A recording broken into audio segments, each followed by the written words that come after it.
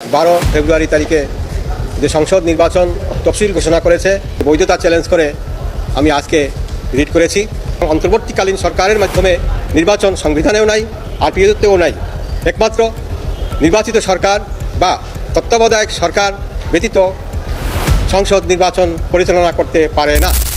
আগামী নির্বাচনকে অনেকটাই নিয়ন্ত্রণ করবে আওয়ামী লীগ।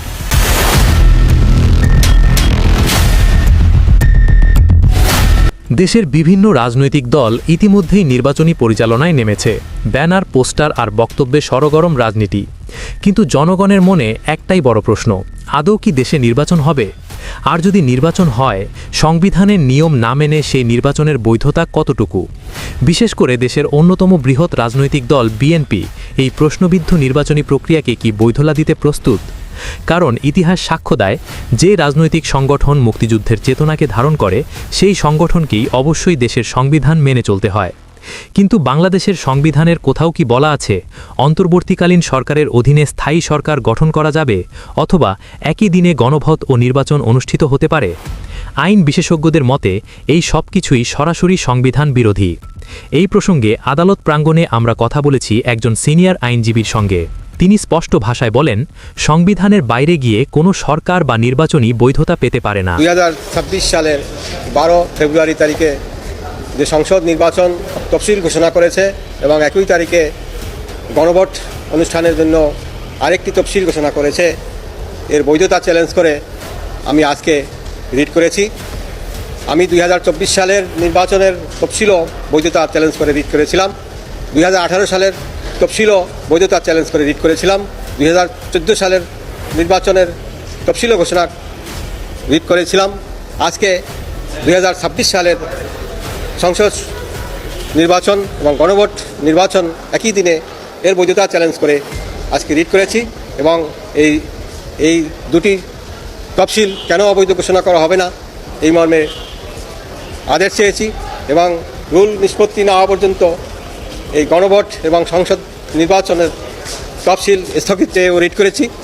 এখানে আইনি যুক্তি হল, আমাদের গণপ্রজাতন্ত্রী বাংলাদেশ সরকারের সংবিধানে কোথাও গণভোটের বিধান নাই এবং অন্তর্বর্তীকালীন সরকারেরও কোনো বিধান নাই এবং যে কোনো সাংবিধানিক বিষয়ে নির্বাচন অনুষ্ঠান করতে হলে সংবিধানে থাকতে হবে এবং রিপ্রেজেন্টেশন পিপলস অর্ডার 1972 যেটা আরপিও, সেখানেও থাকতে হবে। কিন্তু গণভোট এবং অন্তর্বর্তীকালীন সরকারের মাধ্যমে নির্বাচন সংবিধানেও নাই, আরপিওতেও নাই। একমাত্র নির্বাচিত সরকার বা তত্ত্বাবধায়ক সরকার ব্যতীত সংসদ নির্বাচন পরিচালনা করতে পারে না। এদিকে রাষ্ট্রপতি মোহাম্মদ শাহাবুদ্দিন চুপ্পু বর্তমান নির্বাচন ও প্রশাসনিক কর্মকাণ্ড নিয়ে প্রকাশ্যে খুব একটা কথা না বললেও গণমাধ্যমের এক সাক্ষাৎকারে তিনি স্পষ্ট করে জানিয়েছিলেন, জনগণের সমর্থন ছাড়া কোনো ব্যক্তি বা সরকার বাংলাদেশের সংবিধান অনুযায়ী দায়িত্বে থাকতে পারে না। এমন সরকারের অধীনে অনুষ্ঠিত নির্বাচনও বৈধ নয়। আমাদের সংবিধানের যেটা কেয়ারটেকার গভর্নমেন্টের কথা তারা বলতেছে, সেটা কিন্তু পঞ্চদশ সংশোধনীর মাধ্যমে 58C of the Constitution has already been annulled, সেটা অলরেডি বাদ পড়ে গেছে। এখন সেই জায়গায় যাওয়ার আর তো কোনো সুযোগ নাই।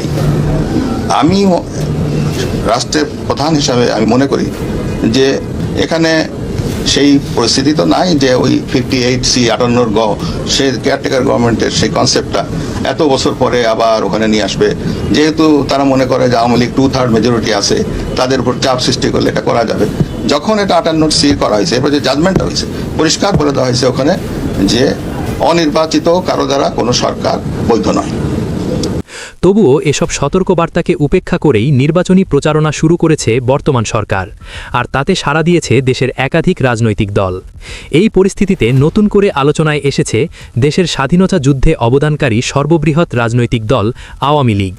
দলটির সভাপতি শেখ হাসিনা গণমাধ্যমে পাঠানো এক বার্তায় স্পষ্ট ভাষায় বলেছেন, যে নির্বাচনে আওয়ামী লীগের ব্যানার ও প্রতীক নেই সেই নির্বাচন অবৈধ, আর সেই নির্বাচন কিভাবে হয় সেটাও আমরা দেখব।